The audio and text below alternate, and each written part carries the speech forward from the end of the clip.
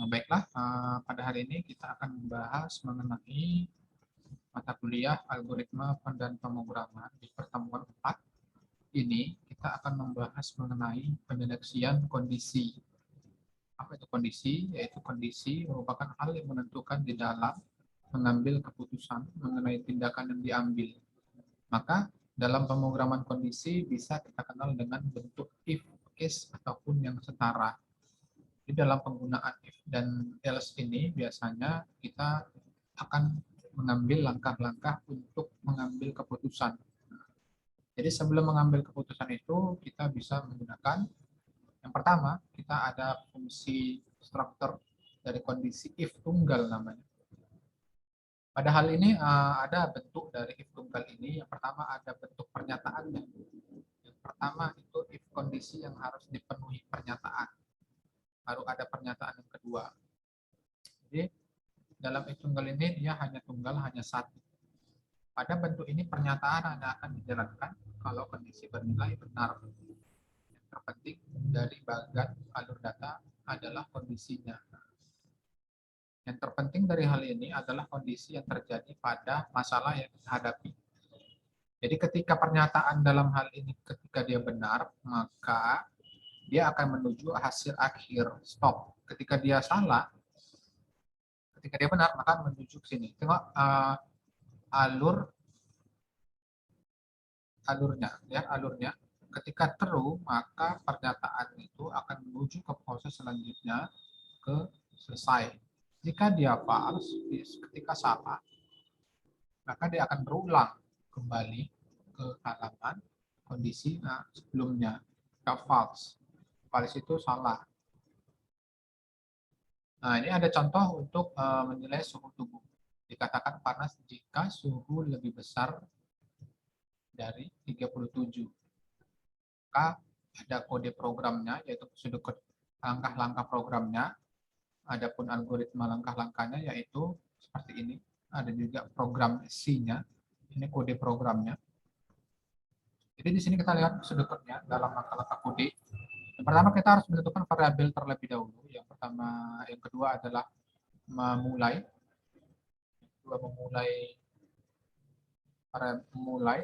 untuk proses masukkan suhu input data. Lalu kita membuat proses jika suhu lebih besar dari 37 maka nyatakan panas. Ini ya. Lalu adapun langkah-langkah dalam untuk pembuatan programnya, kita dibuat deklarasi suhu rel. Berapa jumlah suhu yang benar, mulai input suhunya. Input suhu ini berdasarkan suhu yang kita ada. Misalnya seseorang itu dinyatakan demam dengan suhu dia lebih besar dari 36 derajat. Maka kita membuat keputusan si seseorang ini apakah demam atau tidak. Itu dia. Jadi itulah gunanya untuk penggunaan if dan else ini, mengambil keputusan. Jika seseorang tersebut mendapatkan suhu di bawah 37, maka dia tidak panas. Nah, itulah istilahnya untuk permasalahan tidak panas. Lalu di sini kita disuruh input suhu lebih besar 37. Maka di sini kita pastikan bahwa suhu 37 itu dia akan menyatakan panas atau demam. Kita inputkan suhu, jika suhu 37 lebih besar dari 37 maka tulis panas. Hasilnya itu akan mendapatkan panas. Selesai. Ya, karena kita permasalahannya hanya dikatakan panas jika suhu 37 lebih besar 37. Inilah masalah kita. Menilai suhu tubuh. Dikatakan panas jika suhu lebih besar 37. Maka kita buat programnya seperti biasa ya. Kita buat float suhu printf, masukkan suhu. Ini adalah proses untuk printf-nya ini menampilkan input suhu, baru scanf. Variabel f ini adalah berapa nilai yang diinputkan itu tersebut, maka akan membuat proses pernyataan berupa penggunaan if, yaitu jika, if ini jika suhu. Nah, suhu ini adalah variabel. Jika suhu variabel suhu lebih besar 37, maka printf tampilkan hasilnya panas. Oke, simpel ya. Suhu ini adalah variabel. Ini adalah nilai penggunaan yang sebelumnya kita pelajari operator ya. Karena itu operator. Baru kita ini adalah value-nya.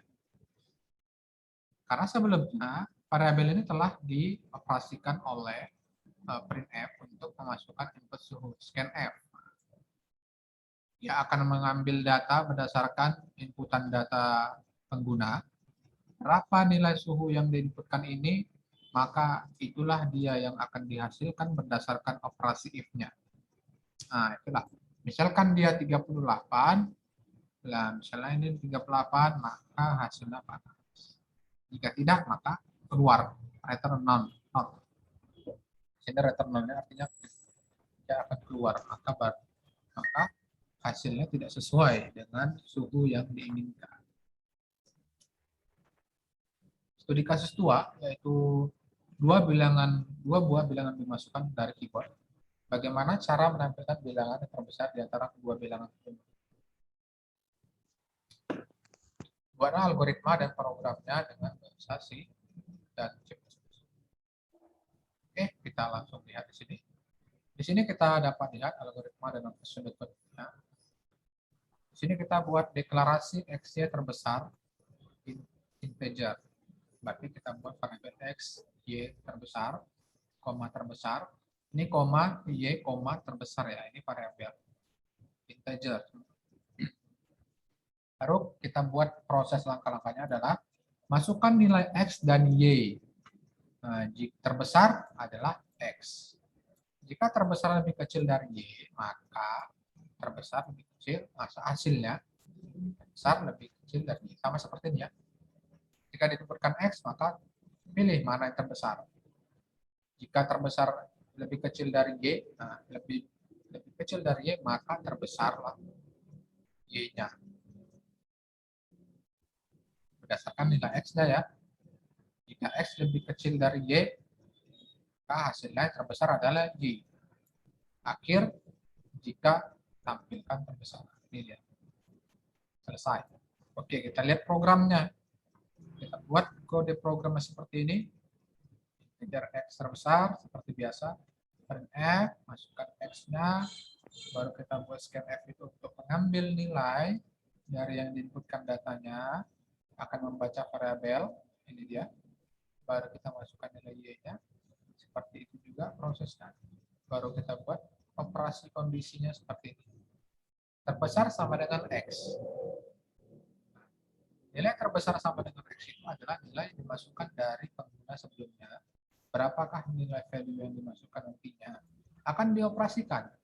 Jika nilai X lebih kecil Y, maka terbesar sama dengan Y. Y itu adalah value-nya. Berarti printf bilangan terbesar. Berarti di sini dibandingkan. Terbesar itu sama dengan X. Nah, di sini dapat kita lihat terbesar ini variabel terbesar sama dengan X. Berarti variabel terbesar artinya adalah X lah yang menjadi variabel utama. Tidak terbesarnya. X-nya yang menjadi variabel utama. Maka di sini akan dibandingkan X terbesar itu sama dengan X. Maka di sini adalah X. Bukan terbesar lagi nilai value-nya. Di sini adalah X di sini. X lebih kecil dari Y. Ketika misalnya X diinputkan 80, Y 70, terbesar sama dengan Y. Nah, maksudnya di sini adalah mana hasil yang terbesar antara bandingan dua ini. Mana tadi hasil? Nah, nilai terbesar nantinya. Y ini. Ya, ini. Bilangan terbesar sama dengan persen D. Persen D terbesar, koma terbesar. Mana nilai yang terbesar didapatkan dari perbandingan sebelumnya. Ini bisa dicoba, bisa dimasukkan ke dalam kode programnya. Oke, selanjutnya. Jadi kita kalau dalam programming itu harus banyak ngerti kode ya. Karena kita hanya banyak teori,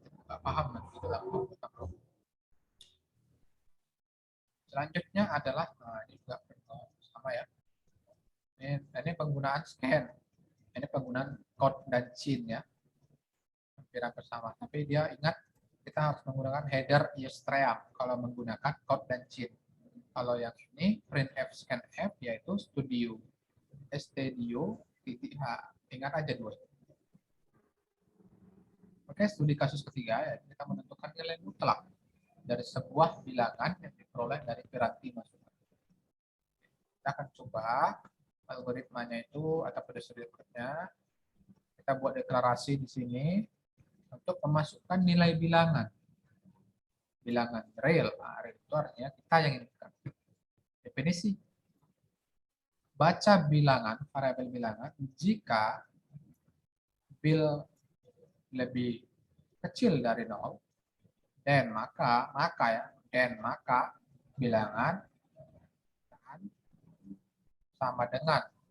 bilangan sama dengan kurang bil.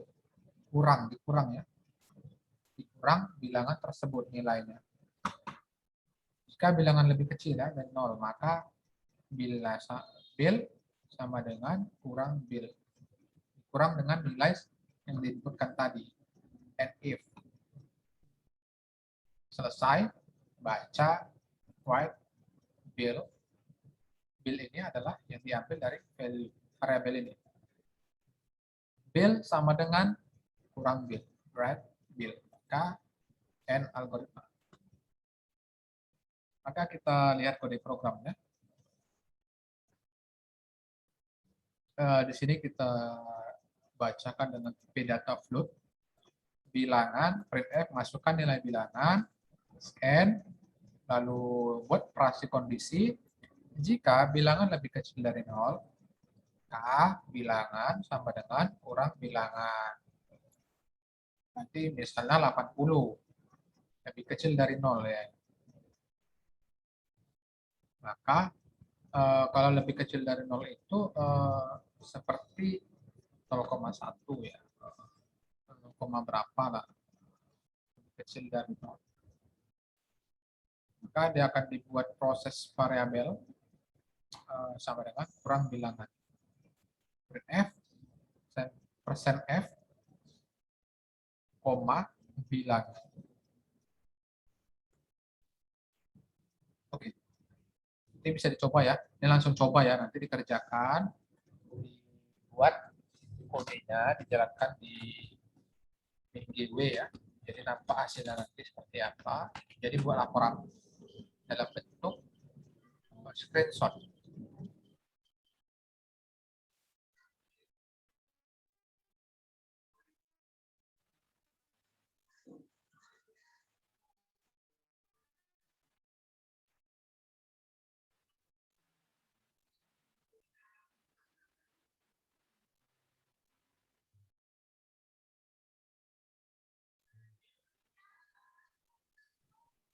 Oke. Kita akan lanjut. Selanjutnya adalah mengenai if sederhana. Dalam hal ini if sederhana, kita akan membuat pernyataan kondisi. Saya bilang tadi ada else. Kondisi yang harus dipenuhi pernyataan else, pernyataan lain. Jadi ada dua pernyataan dalam mengambil keputusan. Pada bentuk ini satu, pernyataan sesudah if akan dieksekusi kalau kondisi bernilai benar. Yang pernyataan kedua, sesudah else akan dieksekusi kalau kondisi bernilai salah. Nah, jadi gunanya else ini adalah menetapkan kondisi ketika dieksekusi kalau pernyataan dalam kondisi salah. Kalau benar, maka dia tidak akan menuju ke else. Dia akan if saja. Masuk ke if saja, pernyataan true, benar, maka proses. Selesai. Ketika dia salah, maka dia akan menuju ke proses else-nya. Pernyataan kedua. Else, maka dia akan mengarahkan ke dalam proses yang bernilai salah. Kita lihat kodenya. kita lihat dalam proses menilai suhu tubuh seperti tadi ya. Jadi di sini nanti bisa dicoba langsung. Di sini saya baca ya. Jadi di sini perbedaannya, lihat perbedaannya itu di bagian selain itu nyatakan tidak panas. Nah, itulah perbedaan dari penggunaan if sederhana. Ada else-nya. Else itu ketika eksekusinya langkahnya itu ada nilai yang diinputkan itu salah. Yang tadi sebelumnya kan nggak ada. Nah, jadi inilah fungsi keputusan itu ketika dia bernilai salah, maka kita harus menyatakan hasil yang tidak sesuai dengan hasil yang diinginkan. Maka kita lihat algoritmanya, langkah-langkahnya, yaitu kita lihat di sini. Ada input suhu seperti tadi. Jika suhu lebih besar dari 37, maka tulis panas. Selain itu, tulis tidak panas. Nah, di sini kita dapat lihat langkah-langkah permasalahannya sudah dapat. Maka kita akan buat kode programnya seperti ini. Lihat di sini. Kita akan membuat variabel, lalu kita buat kode printf, seperti biasa. Kita lihat kondisinya langsung.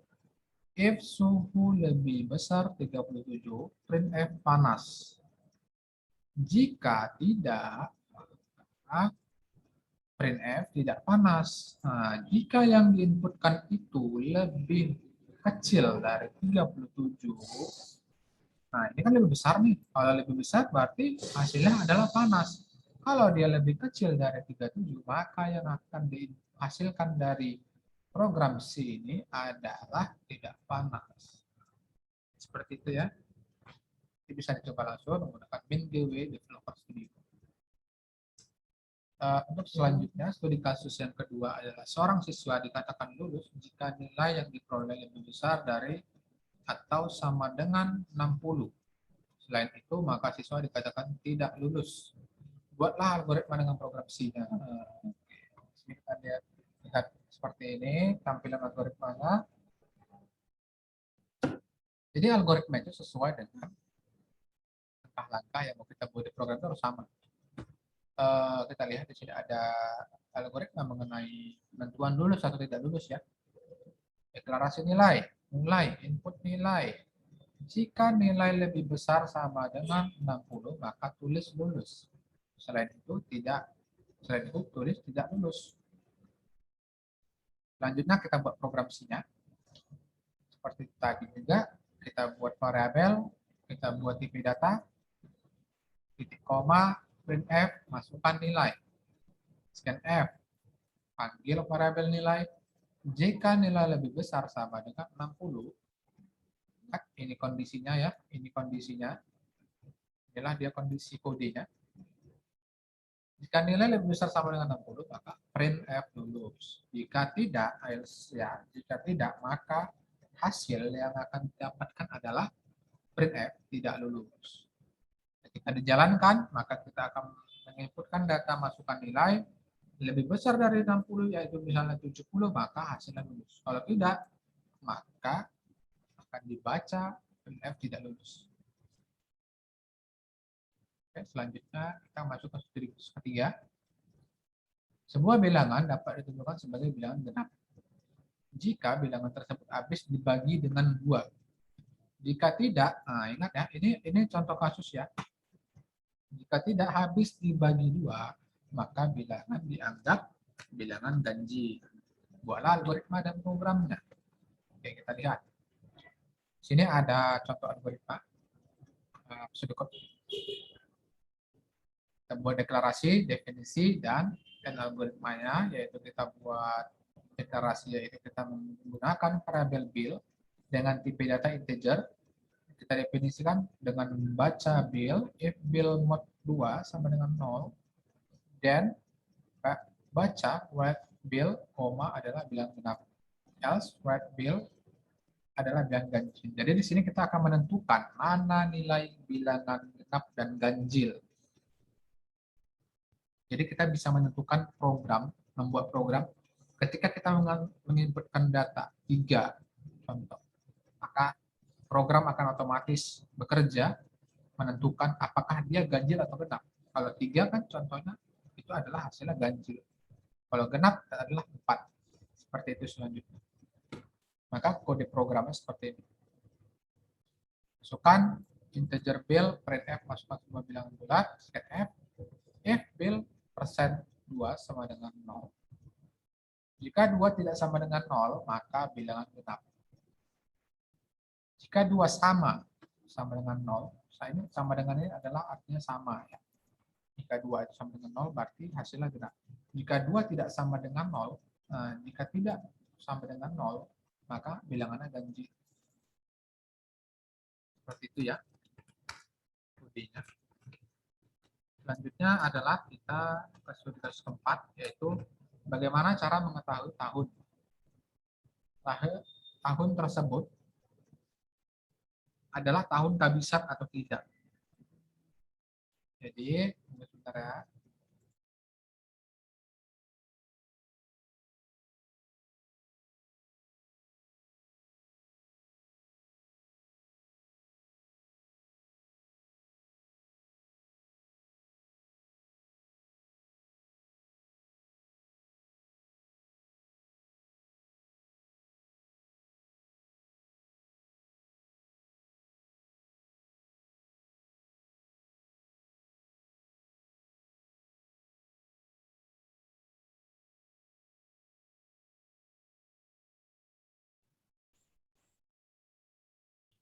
Kita lanjut. Bagaimana menentukan tahun kehabisan atau tidak tahun kehabisan. Jadi dapat kita lihat definisi algoritma atau prosedurnya. Seperti tadi ya, sama kita ingat deklarasi definisi. Dalam hal ini kita akan menentukan kondisi berupa menentukan tahun ya. Jadi sini kita dapat buat prosedurnya tahun mod 4 sama dengan 0. Dan mulai tahun adalah tahun kehabisan. Nah, kita lihat kodenya langsung aja. Di sini kita disuruh untuk menentukan tahun. Nah, misalnya 2018, 2019, 2020. Tahun persen 4 sama dengan 0. Berarti dia jaraknya itu adalah 4 nanti. Jarak 4. Ketika dia jarak 4 tahun ke depan, maka dia akan mendapatkan tahun kehabisan dari tahun awal ya. Jadi ketika dia tidak sampai dengan lebih dari tahunnya itu, maka dia akan menentukan bahwasanya hasilnya bukan tahun kehabisan. Jadi gampang ya, simple ya. Ini hanya pemikiran kita secara logika. Jadi untuk dasar-dasar penggunaan if ini sangat mudah. Saya rasa tidak sulit lah kalau untuk membuat program menggunakan if else ini. Diharapkan lama nantinya bisa membuat program berdasarkan studi kasus yang ada. Kalau saya serahkan, ini studi kasusnya menggunakan if else, if case, ataupun yang lainnya. Menggunakan kondisi if. Saya rasa kalian akan bisa membuat programnya karena memang dasarnya ini. Yang penting logika dan langkah permasalahannya kita harus paham. Jangan kita buat if else, langkah-langkah kita yang buat itu tidak sesuai dengan hasilnya, maka itu nanti bingung gitu.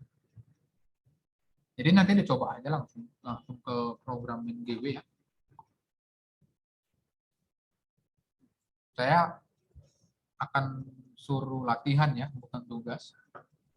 Jadi ini dikerjakan. Nanti screenshotnya itu simpan saja. Kita akan evaluasi di minggu depan. Saya mau lihat bagaimana hasil-hasilnya. Screenshot yang sudah dihasilkan itu kan nampak. Atau kalau yang pintar buat YouTube, presentasi mengenai hasil-hasil latihannya. Oh ini Pak, ini bagaimana hasilnya seperti ini. Oh ini Pak hasilnya, yang ini hasilnya. Ini hasilnya dijalankan dalam GW buat YouTube, buat presentasi dari YouTube, kirim ke saya tuh lebih bagus. Kirimnya jangan cek pribadi, di grup saja. Ini nggak yang ngechat, saya bingung banyak kali. Saya sampai grup grup kelas lain tuh nggak nampak karena banyak kali yang ngechat. Oke ya, terima kasih. Itu saja ya bisa saya dapat sampaikan ya. Saya stop dulu, stop share, stop record.